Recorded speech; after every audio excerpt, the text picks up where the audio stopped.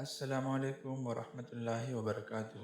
کیا آپ نے کبھی سوچا ہے کہ دو انسان ایک جیسی نماز پڑھے، ایک جیسا صدقہ دے، ایک جیسی نیکی کرے، لیکن ایک کا عمل اللہ کے ہاں قبول ہو جائے اور دوسرے کا رد کر دیا جائے؟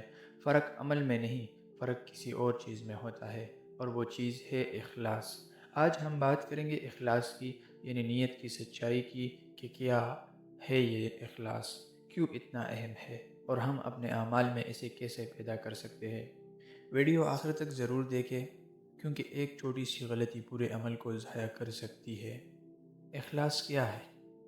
اخلاص کا مطلب ہے کسی بھی عمل کو خالص اللہ کی رضا کے لیے کرنا، بغیر کسی دکھاوے، شہرت یا دنیاوی فائدے کی خواہش کے۔ یعنی جب کوئی نماز پڑھے، صدقہ دے یا کوئی نیکی کرے تو اس کے دل میں صرف یہ ارادہ ہو کہ میں یہ اللہ کے لیے کر رہا ہوں، نہ کہ لوگ مجھے دیکھیں، میری تعریف کرے یا میرا نام ہو۔ اخلاص کی ضد ہے ریاکاری، یعنی دکھاوے کے لیے عمل کرنا، اور رسول اللہ صلی اللہ علیہ وآلہ وسلم نے ریاکاری کو شرک خفی، یعنی چھپا ہوا شرک قرار دیا ہے۔ اللہ تعالیٰ نے قرآن کریم میں بار بار خالص نیت سے عمل کرنے کا حکم دیا ہے۔ سورۃ البینہ میں اللہ فرماتے ہیں کہ انہیں صرف یہی حکم دیا گیا تھا کہ اللہ کی عبادت کرے، اس کے لیے دین کو خالص کرتے ہوئے ایک طرف ہو کر۔ حدیث نبوی میں سب سے مشہور حدیث ہے انما الاعمال بالنیات، یعنی اعمال کا دار و مدار نیتوں پر ہے، اور ہر انسان کو وہی ملے گا جس کی اس نے نیت کی۔ ایک اور حدیث میں رسول اللہ صلی اللہ علیہ وآلہ وسلم نے خبردار فرمایا کہ قیامت کے دن سب سے پہلے 3 قسم کے لوگوں کا فیصلہ کیا جائے گا اور انہیں جہنم میں ڈالا جائے گا۔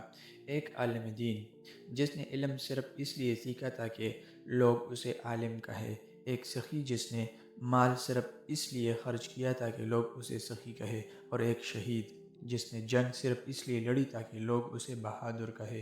یہ حدیث ہمیں سمجھاتی ہے کہ سب سے بڑے اعمال بھی علم، صدقہ، حتیٰ کہ جان کی قربانی، اگر نیت خالص نہ ہو تو بیکار ہو جاتی ہے۔ ریاکاری کبھی کبھی بہت باریک اور پوشیدہ صورت میں آتی ہے۔ چند مثالیں: نماز میں دیر تک رکوع و سجدہ جب کوئی دیکھ رہا ہو، لیکن اکیلے میں جلدی، صدقہ دیتے وقت لوگوں کو بتانا یا سوشل میڈیا پر دکھانا، علم دین سیکھنا صرف اس لیے کہ لوگ عالم سمجھے، نہ کہ عمل کرنے کے لیے، نیک کام کرتے وقت لوگوں کی موجودگی میں زیادہ محنت اور تنہائی میں کاہلی۔ ریاکاری کے نقصانات: عمل ضائع ہو جاتا ہے، چاہے وہ کتنا ہی بڑا کیوں نہ ہو۔ دل میں سکون نہیں رہتا، کیونکہ انسان ہمیشہ لوگوں کی رائے کا محتاج رہتا ہے۔ آخرت میں رسوائی، جیسا کہ اوپر بیان کردہ حدیث میں گزرا۔ قرآن اور سیرت میں اخلاص کی خوبصورت مثالیں موجود ہیں۔ سورۃ الدہر میں ان لوگوں کا ذکر ہے جو اپنی بھوک کے باوجود مسکین، یتیم اور قیدی کو کھانا کھلاتے ہیں اور کہتے تھے کہ ہم تمہیں صرف اللہ کی رضا کے لیے کھلا رہے ہیں، نہ ہم تم سے کوئی بدلہ چاہتے ہیں، نہ شکریہ۔ یہی اخلاص کی اصل روح ہے۔ صحابہ کرام رضی اللہ عنہم کا معمول تھا کہ وہ اپنی نیکیوں کو چھپاتے تھے، رات کے اندھیرے میں صدقہ دیتے تھے تاکہ کسی کو پتہ نہ چلے۔ ان کا مقصد صرف اللہ کی رضا تھی، دنیا کی تعریف نہیں۔ ہر عمل سے پہلے نیت چیک کرے، یہ کام میں کسی کے لیے کر رہا ہوں۔ کچھ نیکیاں چھپا کر کرے، صدقہ، نفلی، روزہ، تہجد، بغیر کسی کو بتائے، تعریف پر خوش نہ ہو، تنقید پر مایوس نہ ہو۔ دونوں صورتوں میں عمل جاری رکھے، کیونکہ اصل حساب اللہ کے ہاں ہے۔ کثرت سے دعا کرے، رسول اللہ صلی اللہ علیہ وسلم بھی دعا کیا کرتے تھے: اے اللہ، میں تیری پناہ چاہتا ہوں اس بات سے کہ میں جانتے ہوئے تیرے ساتھ شرک کروں، اور بخشش مانگتا ہوں اس شرک سے جو مجھے معلوم نہیں۔ علماء کرام اور نیک لوگوں کی صحبت اختیار کرے، ان کی زندگی سے اخلاص کا سبق ملتا ہے۔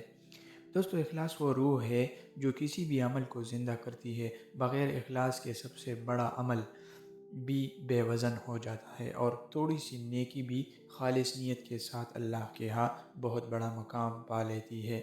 آج سے عہد کریں کہ ہم اپنے ہر عمل سے پہلے، دوران اور بعد میں اپنی نیت کو جانچیں گے کہ کہیں ہم دکھاوے کی طرف تو نہیں جا رہے۔ اگر یہ ویڈیو آپ کو پسند آیا تو اسے لائک کیجئے، شیئر کیجئے اور چینل کو سبسکرائب کرنا نہ بھولیں، تاکہ ایسی مزید اسلامی معلومات اور نعتیں آپ تک پہنچتی رہے۔ اللہ حافظ۔ بہت بہت شکریہ۔